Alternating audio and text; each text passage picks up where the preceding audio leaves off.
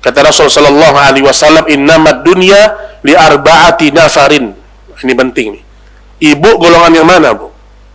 Kata Nabi, dunia ini milik 4 golongan. Dunia ini, isi dunia ini 4 kelompok inilah. Yang pertama, abdin razaqahullahu malan wa ilman fahuwa yattaqi fi rabbah. Yang pertama, golongan yang pertama, seorang yang Allah beri ilmu dan harta, lalu dia bertakwa kepada Allah, wa yasilu fihi rahimah, dia menyambung silaturahim, wa ya'lamu lillah fihi haqqan, dia tahu dengan hak Allah, fahadha bi afdalil manazil, inilah seorang hamba yang paling tinggi golongannya di sisi Allah Subhanahu wa ta'ala. Yang pertama nih, diberikan ilmu, diberikan harta, dan dia suka silaturahim, dia menunaikan hak Allah. Ini orang golongan pertama, kedudukannya paling tinggi di sisi Allah. Duit dia punya, harta dia punya, dan dia menggunakan keduanya dalam kebaikan.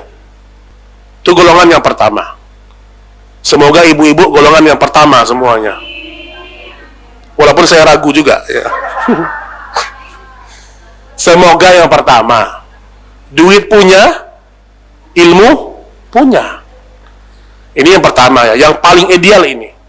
Golongan yang kedua, wa abdin rizqahullah ilman wa lam yarzuquhu malan fahuwa sadiqun niyah. Ini yang kedua. Ini ada kaitan dengan niat. Orang yang kedua, golongan yang kedua, seorang yang Allah beri ilmu tapi tidak diberi harta. Ilmu punya dia, tapi fakir dia, miskin dia. Tapi dia berkata di hatinya, andaikan aku punya harta, aku akan melakukan seperti orang yang pertama tadi. Apa kata Nabi Shallallahu Alaihi Wasallam? Karena niat baiknya ini, dia dan orang yang pertama sawaun fa ajruhuma sawa, pahalanya sama. Karena niat loh, Bu. Orang yang pertama punya ilmu, punya harta. Hartanya dipakai sedekah, bangun masjid, donasi sana sini, dia bantu orang.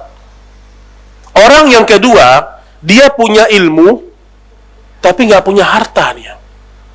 Tapi dia bilang di hatinya, kalau seandainya saya punya harta ya, coba saya punya harta, saya pasti seperti orang yang pertama.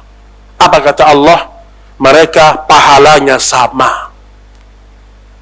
Allah melihat niat. Tapi jangan kayak Korun ya. Korun niatnya, nanti kalau saya punya harta, saya akan jadi orang baik. Ternyata dia tertipu dengan harta. Kita punya harta nggak terlalu banyak, tapi kita punya ilmu, misalnya kita belajar, maka niatkan tadi itu. Mudah-mudahan kita mendapatkan pahala sama seperti orang yang pertama. Yang ketiga, wa abdin, seorang yang diberi harta tetapi tidak diberi ilmu. Dikasih harta tapi tidak punya ilmu.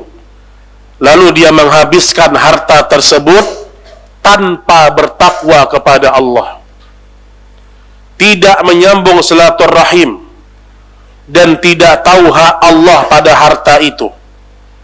Orang ini kedudukannya paling buruk di sisi Allah.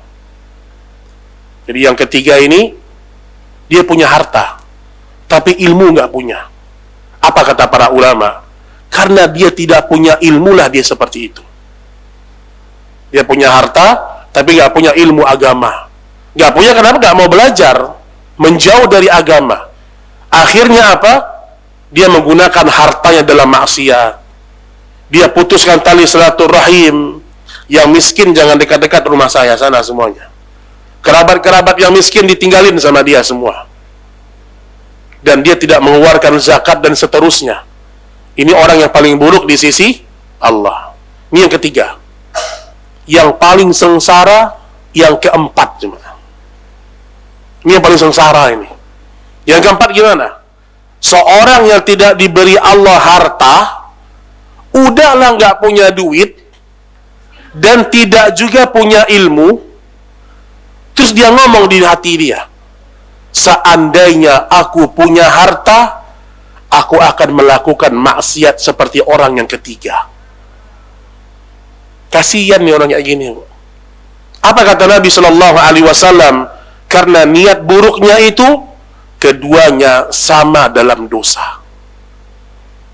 Maka kata para ulama, sebagian ulama mengatakan, terkadang niat itu, kalau terlalu lama dia di hati, dia bisa jatuh kepada dosa. Itu bedanya. Ini kan seakan-akan bertentangan dengan hadis tadi kan. Kan tadi hadis tadi mengatakan, kalau kita berniat nggak jadi, kan nggak dihitung dosa. Tapi kata para ulama, kalau niat itu sudah lama, ada terus di hati, nih coba kalau saya kaya ya, udah maksiat saya nih, main judi saya, main ini saya, main perempuan, main macam-macam. Tapi tiap hari dia begitu niatnya tuh. Na'udzubillah ya, lihat. Walaupun dia tidak pernah melakukan, niatnya kayak gitu, dosanya sama. Inilah orang yang paling merugi.